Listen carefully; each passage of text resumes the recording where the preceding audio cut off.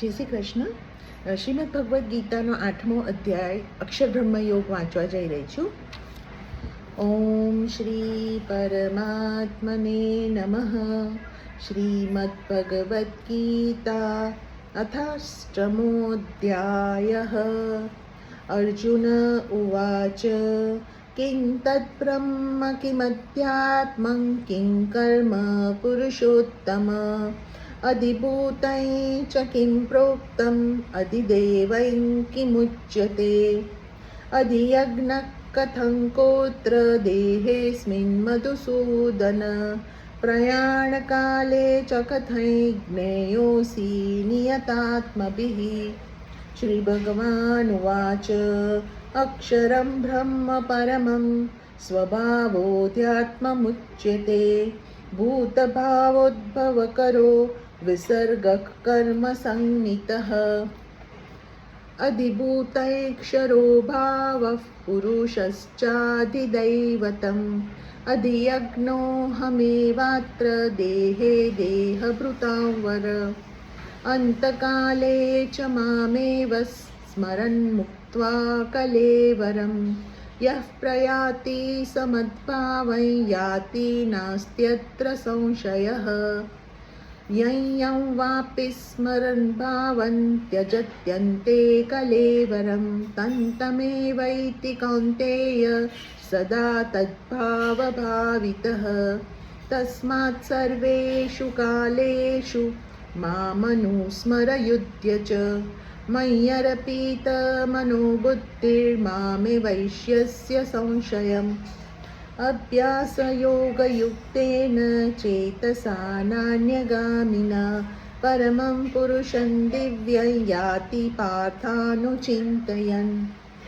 कविं पुराणमनुशासितारम् अणोरणीयां समनुस्मरेद्यः सर्वस्य दातारमचिन्त्य रूपम् आदित्यवर्णं तमसः परस्तात् प्रयाणकाले मनसाचलेन भक्त्या युक्तो योगबलेन चैव भ्रुवोर्मध्ये प्राणमावेश्य सम्यक् सतं परं पुरुषमुपैति दिव्यम्।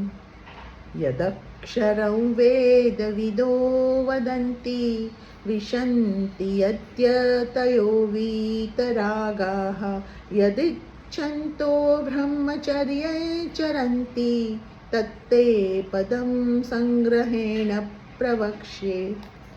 सर्वद्वाराणि संयम्य मनोहृदि निरुध्य च मूर्ध्न्यादायात्मनः प्राणम् आस्थितो योगधारणाम् ओमित्येकाक्षरं ब्रह्म व्याहरन् मामनुस्मरन् यः प्रयाति त्यजन् देहं स याति परमां गतिम्।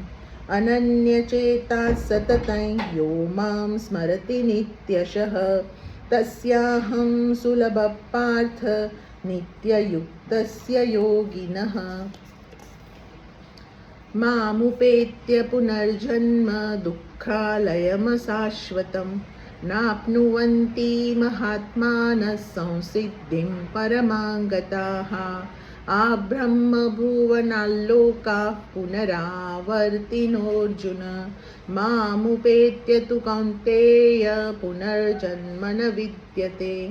सहस्रयुगपर्यन्तम् अहर्यद्ब्रह्मणो विदुः रात्रियुगसहस्रान्तान् ते होरात्रविदो जनाः। अव्यक्ताद्व्यक्तयः सर्वाः प्रभवन्त्यहरागमे रात्र्यागमे प्रलीयन्ते तत्रैवाव्यक्तसंज्ञके। भूतग्रामः स एवायं भूत्वा भूत्वा प्रलीयते रात्र्यागमे वशः पार्थ प्रभवत्यहरागमे। परस्तस्मात्तु भावोऽन्यो व्यक्तो व्यक्तात् सनातनः यः स सर्वेषु भूतेषु नश्यत्सु न विनश्यति। अव्यक्तोऽक्षर इत्ययुक्तस्तमाहुः परमां गतिं यं प्राप्य न निवर्तन्ते तद्धाम परमं मम।